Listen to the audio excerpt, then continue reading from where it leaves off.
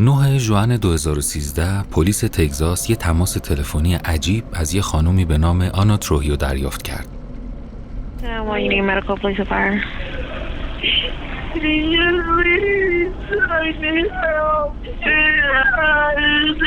Okay, ma'am. Hello?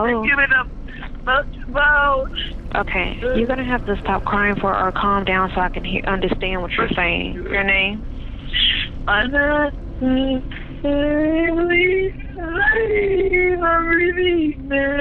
And what did your boyfriend do? He started talking me,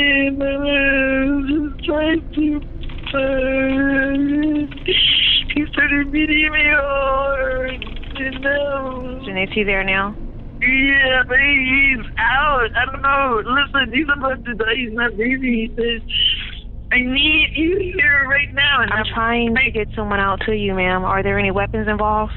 No, ma'am. Okay. It's just me and him. He just drinks a lot.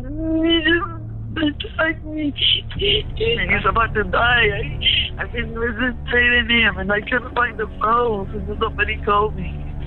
Okay, so is he beating you up, or is he about to die? Yeah, he's beating me up, and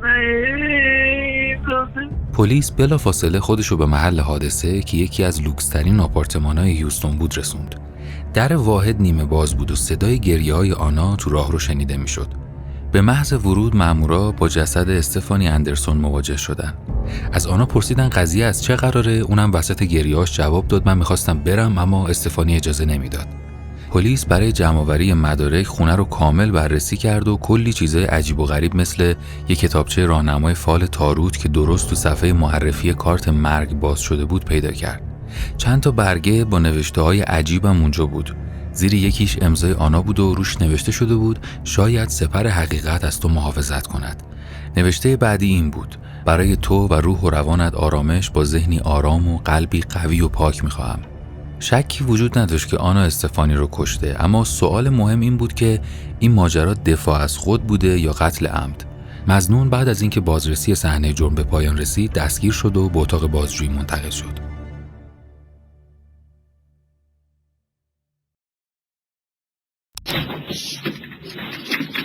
Here you go, Ana.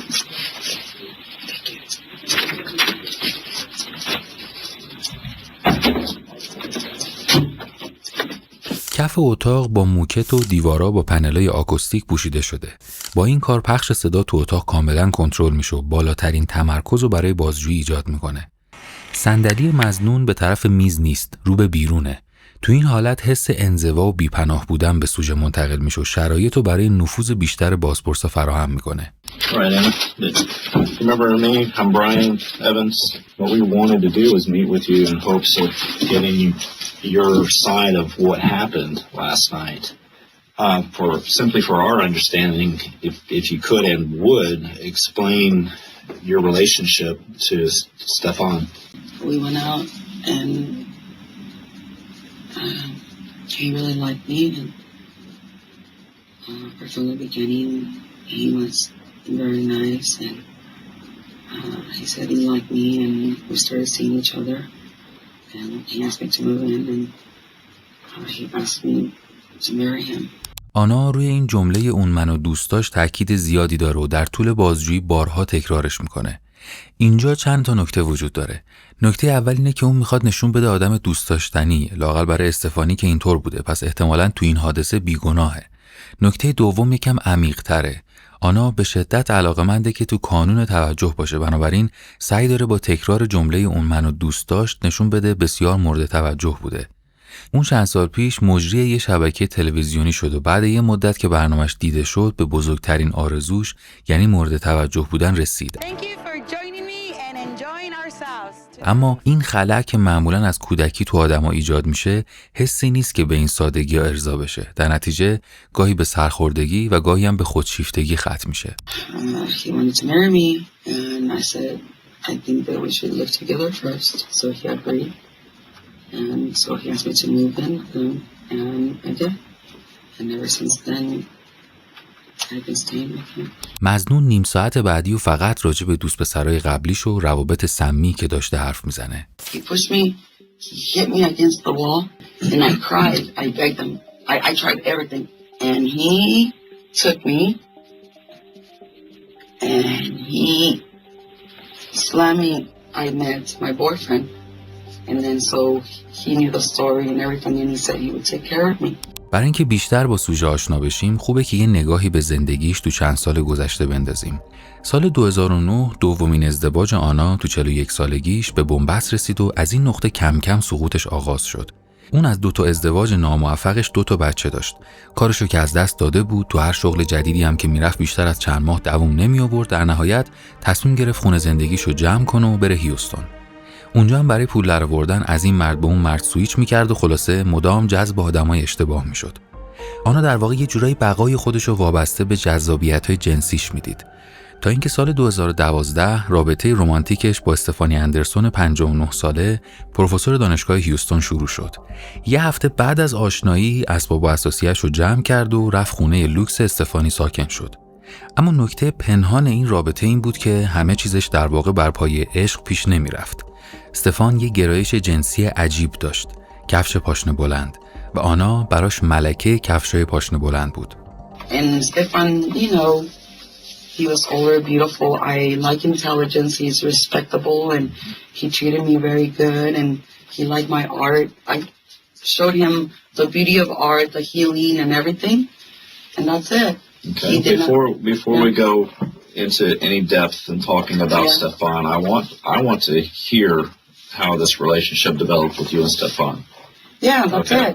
Before we do that, though, we have to take care of a formality in order for us to talk about that. Okay. Now would be a good time for a break if you would like to take a break. I actually need to take a break myself. بالاخره بعد از کلی حاشیه آنا رسید به اصل مطلب و شروع کرد به حرف زدن در مورد رابطش با استفان. اینجا پلیس طبق قانون باید قبل از اینکه حرفی راجع به قربانی پرونده زده بشه حق و حقوق مظنون رو براش بخونه. اما انقدر جلسه با پرحرفی آنا طولانی شد که اونا تصمیم گرفتن بازجویی رو بعد از یه استراحت کوتاه ادامه بدن. Why would I speak to you? Or why should I wait and not say anything and have my attorney present, I suppose, if I need one? That's a personal choice. Yeah. Am I being charged with anything? No, ma'am. At this time, you are not charged with anything. I will speak to you. Okay. So you do wish to talk to us. Okay. So you're waiving your rights so that you can talk to us. Yes. Okay. Just start from the beginning of you and Stefan, how the two of you began your relationship. And it was simply we met at the lobby and the concierge Sam introduced us. I was interested in him because he's a biochemist, and I was interested in him because of his knowledge. mm-hmm. And his wisdom. And as we started, you know, everything was good. But then he did drink quite a bit. But I didn't think anything of, you know, he's accomplished. He was about to retire. He just wants to live his life, you know. He's going to start exercising. I never told him that, you know, because he was out of shape. Completely out of shape. He was red. He was puffy.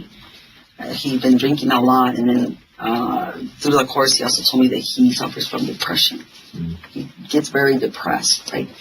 But that took a long time for him to even say that to me. اگه یکم بیشتر به حرفای آنا دقت کنیم متوجه میشیم اون قصد داره خودشو یه جورایی پرستار مقتول نشون بده، کسی که مدام مراقبش بوده.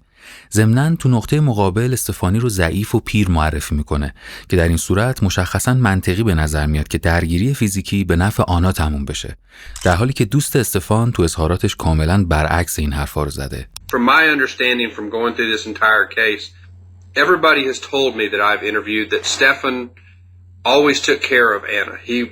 He paid for everything. He took her everywhere. He did every single thing for her. Yes. Is that correct? He was always the guy that paid for everything. Yeah, that's my understanding as well. He completely became obsessed with me. He loved me. And he was like, I was his everything. And then I would look up and he would be staring at me. Or I'd wake up when I was sleeping and I'd wake up, he would be there, like staring at me. then all of a sudden, I would go to sleep, and he'd wake up. And he would wake up like a child. I'm just your baby, just take care of me.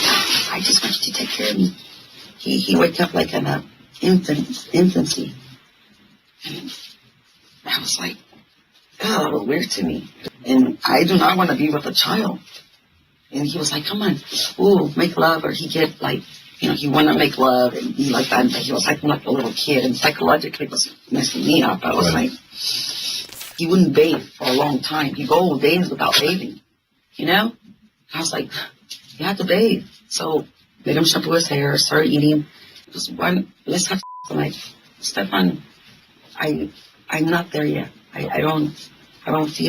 feel that you're an older man, and I feel like I'm sleeping with my grandfather. That's not cool.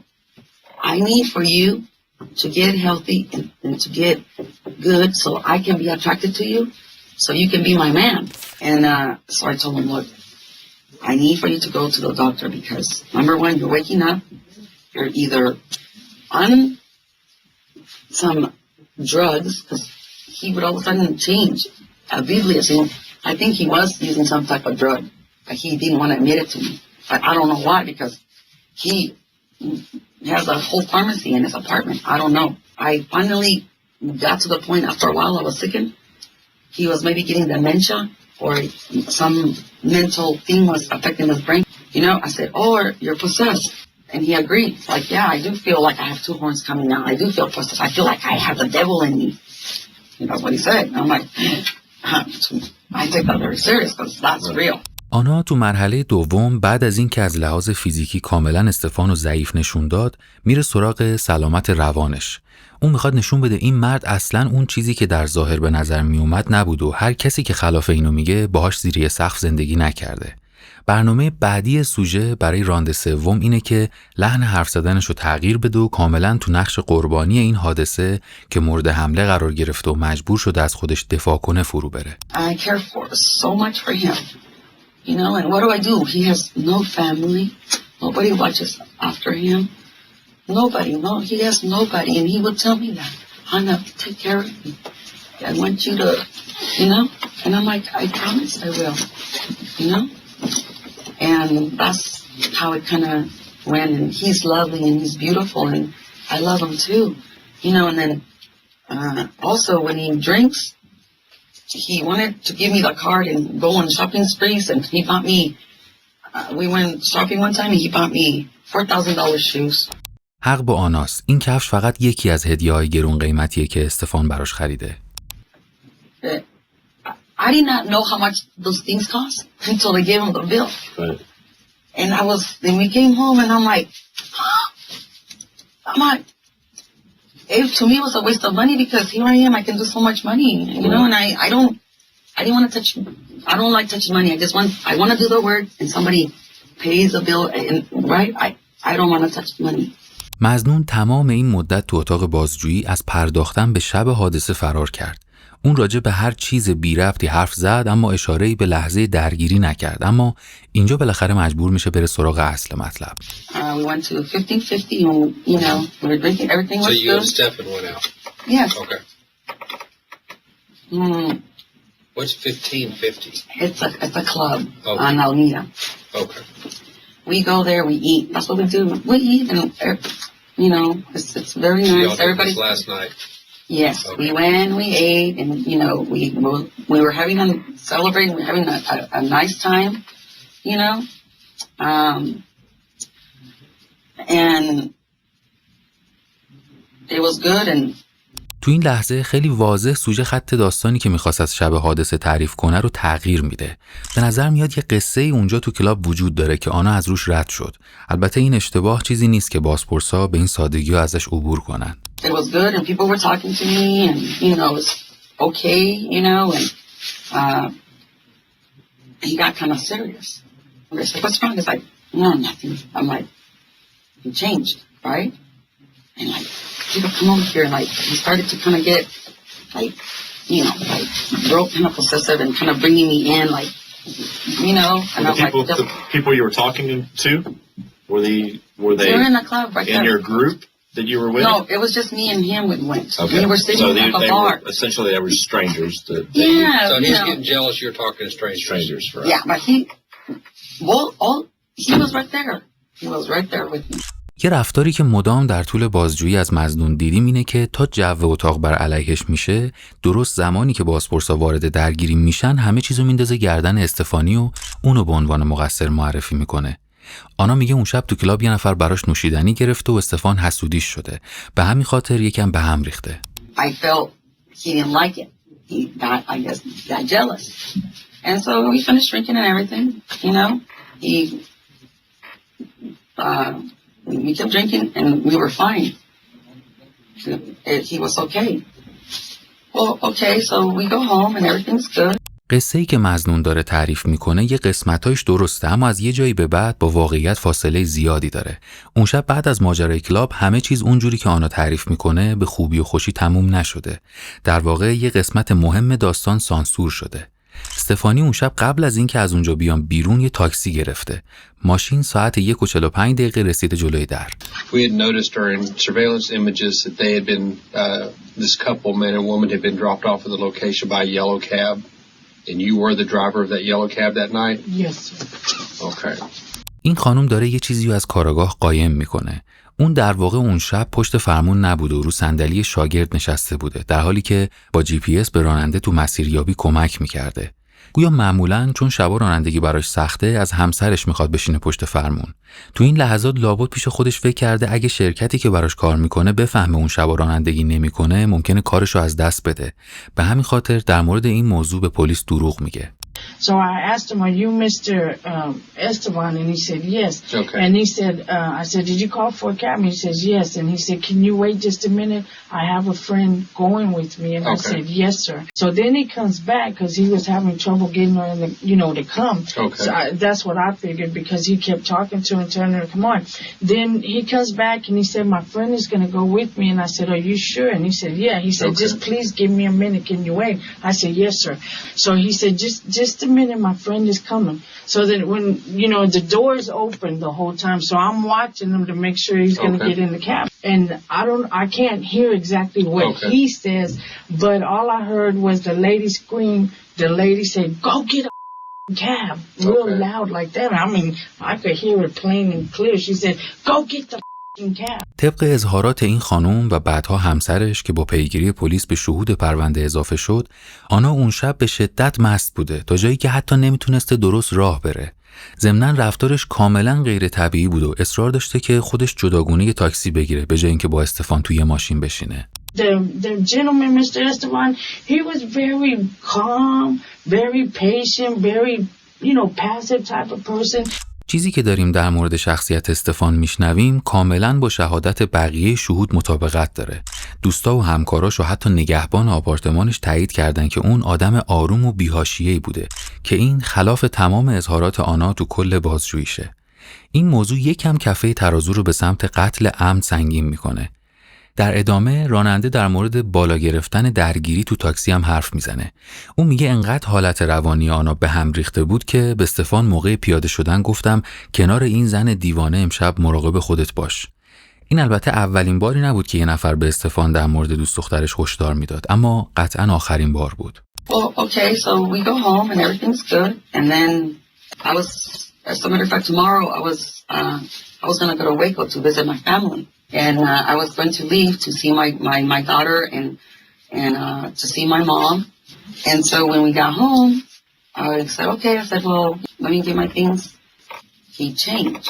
He was like, no, what's wrong? No, nothing. And I was like, okay. And so I let it go. And then he just kind of started pacing around. I went to the restroom and I came back out. And he was just really serious and had this weird look on his face. And I'm like, okay, what's wrong? He's like, I get jealous when you're talking to those guys. And I'm sorry. I know I get jealous. I can't help it. I just want to keep it to myself. And they're so beautiful. I know you can talk to whoever you want, but and he started to get mad. And I'm like, no, Stefan, you were there. We didn't do anything. You saw me and مظنون کاملا نقش خودش و استفانی رو برعکس کرده و داره تعریف میکنه. اون دیالوگای خودش رو با آرامش و طمأنینه میگه و حرفای استفانو کاملا با لحن تهاجمی ادا میکنه. اما واقعیت اینه که اصلاً بازیگر خوبی نیست و تشخیص این موضوع برای این بازپرسای کاربلد کار آسونیه. And then he started, he goes, oh, and then now you're gonna leave? You're gonna leave a whole week? And I was, yeah, you said it was okay. You're supposed to come and we're supposed to go look for an apartment. You know, I'm spending this week with my mom, and then, because he has some, he's working with a student, writing a thesis or something. Can I have some more water? سوژه دقیقاً وقتی قصه به لحظه مرگ استفان میرسه حرفشو به بهونه آب خوردن قطع میکنه. اون داره رگباری حرف میزنه و حالا تو این لحظه حساس یه جورایی فرصت فکر کردن میخواد. به طور کلی وقتی کسی میخواد حقیقتو بگه 2 مرحله ساده پیش روشه. یادش بیاد و تعریف کنه. اما دروغ مراحل بیشتری داره. اول باید همه دروغای قبلی رو یادش بیاد تا چیزی که میگه در ادامه اونا باشه و نقضشون نکنه. تو مرحله بعد یه اتفاقی که اصلا نیفتاده رو باید خلق کنه و در نهایت طوری که قابل قبول باشه قصه رو تعریف کنه. برای آدمی با ضریب هوشی پایین انجام همه این مراحل دشوار و گاهی غیر ممکنه. He starts to get out of control, and he's yelling and he's put into frenzy. And I said, you know what? And I'm already bruised and everything. Believe me, I'm the one that always leaves because that's the only thing I can do, right? I wanted to leave and he didn't let me leave. He wouldn't let me leave. Please let me leave. Tonight. Help me understand, yeah. Okay? When he wouldn't let you leave, did he just tell you couldn't leave? Did he stand in front of you and wouldn't let you go to the door? Did he push you away from the door, pull you away? What was this process of not letting you leave? How was he prohibiting you from leaving? Oh, yeah.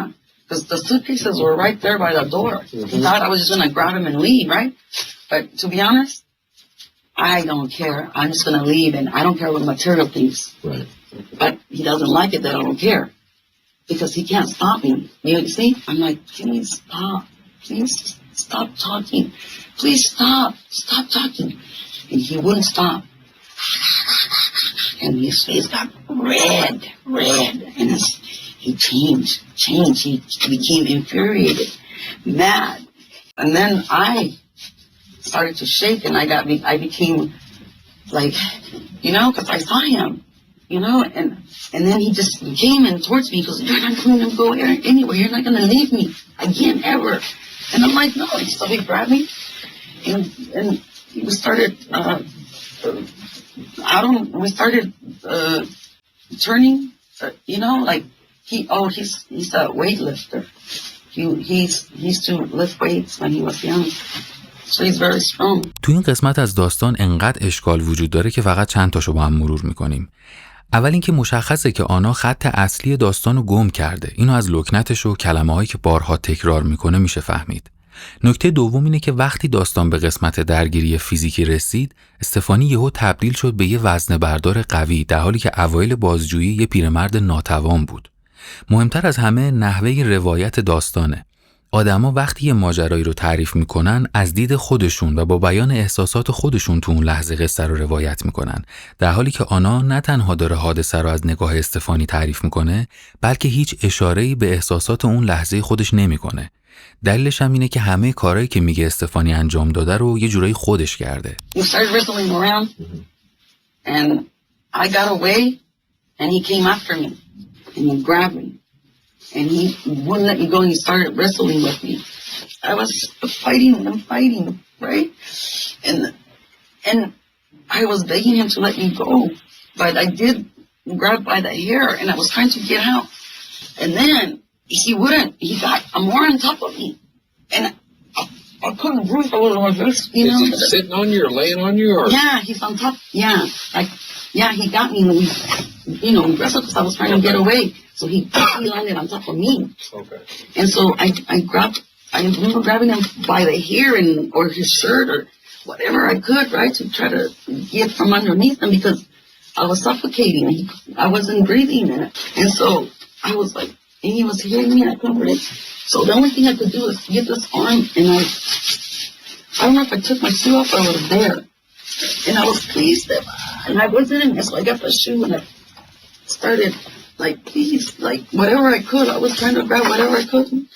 I was just, yeah, I was hitting him to please get away, right? مدارکی تو صحنه جرم وجود داره که ثابت میکنه این دو نفر هیچ کدوم کفش پاشون نبوده و به احتمال خیلی زیاد مظنون رفته دم در یه لنگه کفش برداشته و آورده به عنوان سلاح استفاده کرده. یه نکته‌ای که مشخص میکنه اون داره حقیقت رو دستکاری میکنه اینه که وقتی داره مهمترین قسمت داستان امشبش رو تعریف میکنه انقدر به حرفی که میزنه مطمئن نیست که لابلای حرفاش سعی میکنه از بازپرسا سوال کنه و تایید بگیره. And then he lost his balance while I was hitting him, you know, and then I got on top of him, you know, and I was like, stay down, Stefan. But then he grabbed me. He wouldn't let me go.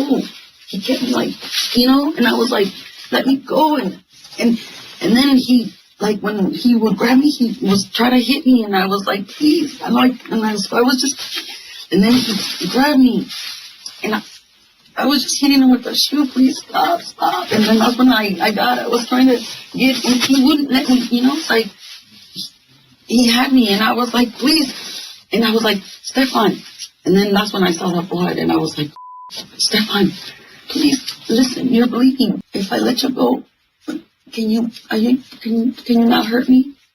I was afraid if I got off of him, he was gonna, I know, I wasn't, I know.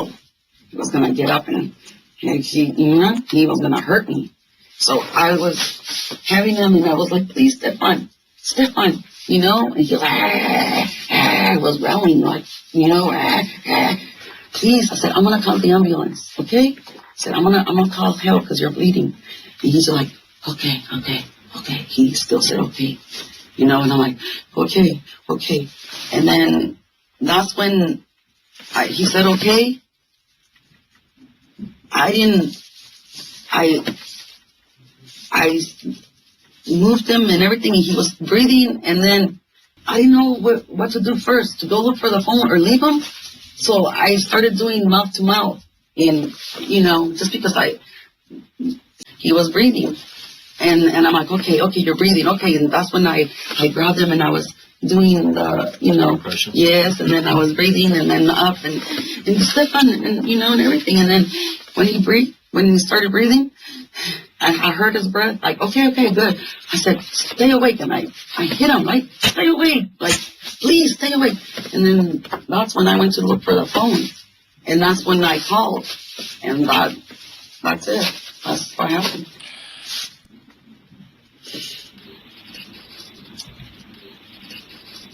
الان تو ذهن آنا فقط یه سوال وجود داره. قسمو باور کردن یا نه؟ مکث طولانی بازپرسا جواب روشنی به این سوال میده. نه. Do you remember about what time it was that you were woken up? I know exactly. It was 2:13 because I don't like being woken up in the mornings, very early in the morning. So I typically, the first response is to look at the clock. And I remember 2:13 a.m. exactly. How long did this yelling or this noise go on for? Only for a few minutes. It wasn't very long at all. پلیس بعد از گفتگو با همسایه استفان متوجه شد سر و صدای دعوای اون شب ساعت 2:13 شروع شد و خیلی زودم قطع شده. اما آنا ساعت 3:41 با پلیس تماس گرفته. این وقفه طولانی یه جورایی نشون میده اون منتظر نشسته تا استفان خودش از خونریزی بمیره. بازپرسا اتاق رو ترک میکنن و آنا رو برای مدتی تنها میذارن. حالا در ادامه باید ببینیم تو پرونده چی داریم. شواهد و مدارک نشون میدن درگیری اصلی تو حال شروع شده، نه تو راه رو. انقدرم شدید بوده که مبلا جابجا شد و چیدمان به هم ریخته. به نظر میاد آنا وسط دعوا حتی موهای استفانو کنده و بعدم رفته دم در یه لنگه از کفشای گرون قیمتی که هدیه گرفته رو برداشته و اومده سمت قربانی و کارو تموم کرده. با تصمیم نهایی بازپرسا بدون هیچ سوال و جواب اضافه‌ای آنا به اتهام قتل دوست پسرش بازداشت شد تا تکلیف قطعی تو دادگاه مشخص بشه. پزشکی قانونی بعد از بررسی صحنه جرم اعلام کرد زاویه و محل پخش خون رو دیوار کنار جسد نشون میده مقتول رو زمین افتاده بود و آنا کاملاً بهش مسلط بوده. متهم با پاشنه کفشش که یه تیکه آهنی هم توش کار شده بوده بیش از 30 بار به سر، سینه و دستای استفانی ضربه زده. توضیحات مظنون و دفاع وکیلش تو دادگاه قاضی پرونده رو راضی نکرد. در نهایت با توجه به شهادت شهود و مدارک موجود، آنا تروهیو به حبس ابد محکوم شد. اون بعد از 30 سال، یعنی تو 75 سالگیش، میتونه درخواست آزادی مشروط بده.